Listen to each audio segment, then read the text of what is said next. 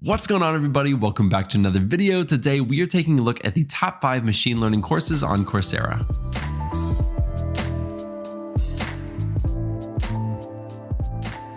Now, before we get into the video, I have to give a huge shout out to today's sponsor, and that is Coursera. And if you're thinking, didn't they just sponsor a video a few weeks ago? Yes, they did, but they could not stay away. They love this channel too much. So thank you so much to Coursera for sponsoring this video. If you want to find courses on everything data analytics and data science related, be sure to check out Coursera. Now, I know my channel is heavily dedicated toward data analytics, but not too long ago, I was really considering becoming a data scientist. And so of course, I started studying a ton about machine learning and artificial intelligence, and I did a lot of that on Coursera. So today we're going to be taking a look at the top 5 courses that I recommend if you want to learn machine learning. And without further ado, let's jump over my screen and start taking a look. As you can see on our screen, the first course is called Machine Learning, and that is by Andrew Ng. Now, if you don't know who Andrew Ng is, he's an absolute legend. He co-founded and led Google Brain at Google. He's a professor at Stanford University, and he is actually the co-founder of Coursera, the very platform that we're looking at right now. And this course is a staple in the machine learning community. So many people have taken it. And the very best thing about this course is 100% free.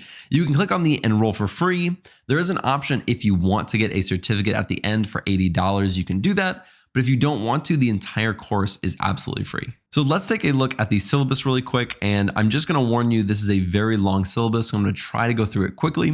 But there's an introduction to machine learning, linear regression with one variable, linear algebra review, linear regression with multiple variables, Octave/MATLAB tutorial, logistic regression, regularization, neural networks representation, neural networks learning, advice for applying machine learning system design, support vector machines, unsupervised learning, dimensionality reduction, anomaly detection, recommender systems, large-scale machine learning, and application example photo OCR. So as you can see, there is a ton of things that are covered in this course. If you were serious about picking up machine learning, this is absolutely the course that I would recommend you starting with. The second course that we're going to look at is Mathematics for Machine Learning Specialization. And let's look at the courses. Now, this is a specialization, so it's multiple courses, but let's take a look.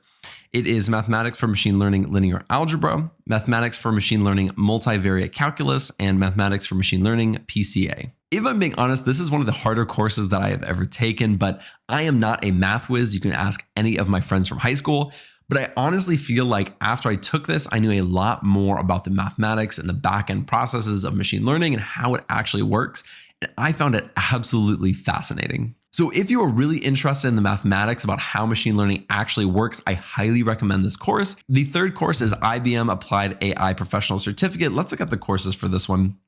It has Introduction to Artificial Intelligence, Getting Started with AI using IBM Watson, Building AI-Powered Chatbots with Programming, Python for Data Science, AI and Development, Python Project for AI and Application Development, Building AI Applications with Watson APIs, and Introduction to Computer Vision with Watson and OpenCV. I really like this course because it did a lot of projects. I actually created a few chatbots, and my daughter and I got to kind of talk to it and see what it responded, and it was super cool. So if you were interested in things like that and creating your own projects using artificial intelligence and machine learning, this is definitely the course for you.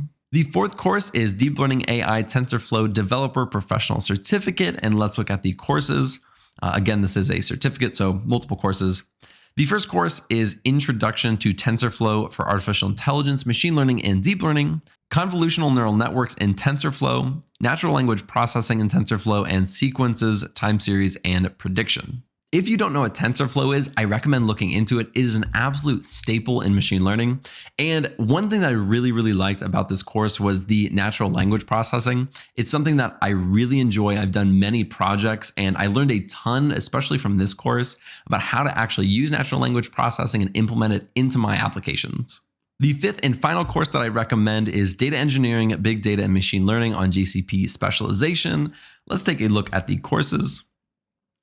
The first one is Google Cloud Platform, Big Data, and Machine Learning Fundamentals, Modernizing Data Lakes and Data Warehouses with GCP, Building Batch Data Pipelines on GCP, Building Resilient Streaming Analytics Systems on GCP, and Smart Analytics, Machine Learning, and AI on GCP. If you didn't catch that, this is all going to be done on the Google Cloud Platform. Now, I have a lot of experience in Azure and AWS. I didn't have as much experience with GCP, but I will say that I use GCP for almost all of my personal projects when I need to store data in the cloud.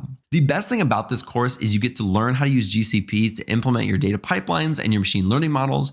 And that is not something that you can really easily get in a lot of places. I found it hard in the past to create my machine learning models and then actually implement them.